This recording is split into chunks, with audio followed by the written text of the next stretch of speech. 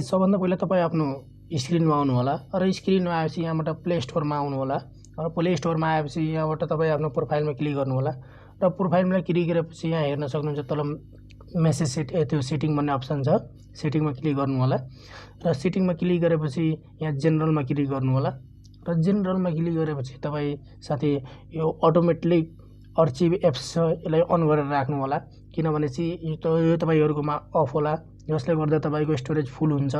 र त्यतिखेर अरु एप्सहरु इन्स्टल हुँदैन। अथवा तपाईको यो के हुन्छ भनेपछि यसको मतलब के हुन्छ भनेपछि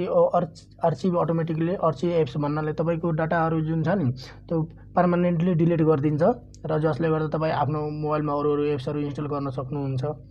र यो फेरि चाहनुभयो भने तपाईको रिकभर नि हुन्छ, यो पर्मानेन्टली डिलिट हुँदैन। त्यसलाई अन गरेर राख्नु होला, जसले गर्दा तपाईहरुको स्टोरेज फुल भएपछि